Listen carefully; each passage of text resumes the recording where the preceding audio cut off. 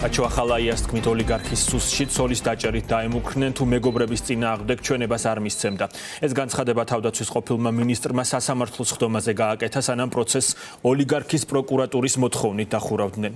როგორც მოსალოდნელი იყო, მას აღკვეთის ღონისძიების სახით პატიმრობა შეუფარდეს. თავდაცვის ყოფილ მინისტრს 9 წლამდე ციხე ემუქრება. ლიზი ვეკუას ხდომის დეტალებით უერთდება ფორმულას ეთერს. დიახუკა მოსამართლე მეია მელქაძემ წინასწარ პატიმრობაში გაუშვა ყოფილი თავდაცვის მინისტრი ბაჩო ახალაია და მას აღკვეთის ღონისძიების სახით უმკაცრესი ფორმა, ანუ პატიმრობა შეუფარდა და სრულად გაიზიარა პროკურატურის შუამდგომლობა, გეტყვით იმასაც, რომ ვიდრე მოსამართლე მიიღებდა აღკვეთ ღონისძიებასთან დაკავშირებით გადაწყვეტილებას, მან სხდომა სრულად დახურა და ამიერიდან, როგორც საქმის წინასწარი სასამართლოს სხდომა, ასევე არსებითი განხილვა სრულად დახურულ ფორმატში გაგრძელდება, ვეღარც მედია ვერ შეძლებს გააშუქოს და აღწეროს ის სიტუაცია, რაც ბაჩო ახალაიას საქმესთან დაკავშირებით მოხდება ამიერიდან თბილისის საქალაქო სასამართლოში. პროკურატურის შუამდგომლობა იყო აღკვეთი ღონისძიების სახით პატიმრობის შეფარდება და ასევე სხდომის დახურვა იმის გამო, რომ არ დაზიანებულიყო როგორც პერსონალური ინფორმაცია და ასევე საგამოძიებო ინტერესები, ხოლო დაცვის მხარე ამ შუამდგომლობას ცხადი არ ეთანხმებოდა და მოითხოვდნენ აღკვეთი ღონისძიების სახის პატიმრობის გაუქმებას და გირაოს მოთხოვნას და ასევე არ სურდათ სხდომის დახურვა, რადგან ისინი მიიჩნევდნენ, რომ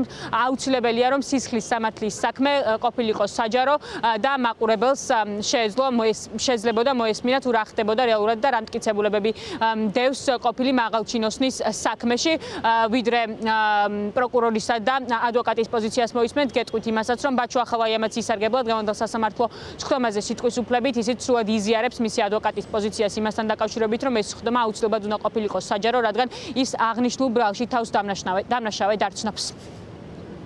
ბაჩო ახალაიას მიმართ არსებულ სისხლის სამართლის საქმეზე სასამართლოს სხდომა წარიმართა დახურულ რეჟიმში, რაც შეეხება თქვენს კითხვას, რა მიზეზით მოხდა სხდომის დახურვა, ბრალდების მხარე მიშუამდგომლა, რადგანაც მიმდინარე სისხლის სამართლის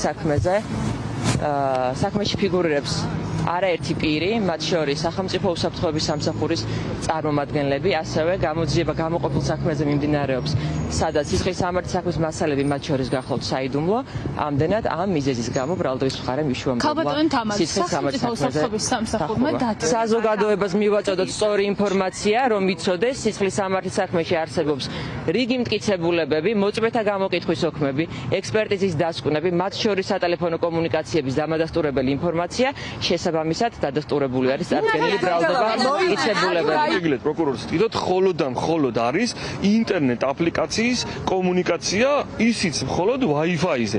ისიც კი არა აქვს დადგენილი, რომ ამ Wi-Fi-ზე რა მოწყობილობით იყო დაკავშირებული, იყო თუ არა ახალაია ბაჩო დაკავშირებული, ან სხვა პირი. ანუ ესეც კი არა აქვს დადგენილი. ნამდვილად დაადასტურა და სწორედ სუსის ბრიფინგის ბოლო ნაწილს თუ დაუკვირდებით, იქ არის გაჟღერებული, რომ ბაჩანა ახალაიამ ისიც კი არ გითხრაო, ჩვენება არ მიცადა, ისიც კი არ გითხრა, რომ თავად ახორციელებდა კომუნიკაციას, რომ ამით ანი ნადარეიშვილიო გადაერჩინაო.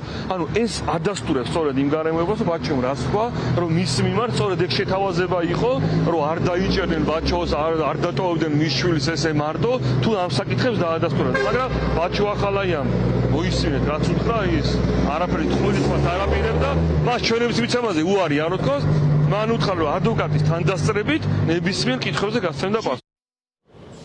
ბაჩო ახალაიას სულ მალე გადაიყვანენ რუსთავის ნომერ 12 დაწესებულებაში და ის წინასწარ პატიმრობას სწორედ რუსთავის ნომერ 12 დაწესებულებაში გაატარებს ყოფილ თავდაცვის მინისტრს, ედავებიან ჯგუფური ძალადობის ორგანიზებას და ხელმძღვანელობას და მას ამ ბრალის დამტკიცების შემთხვევაში 9 წლამდე თავისუფლების აღკვეთა ემუქრება.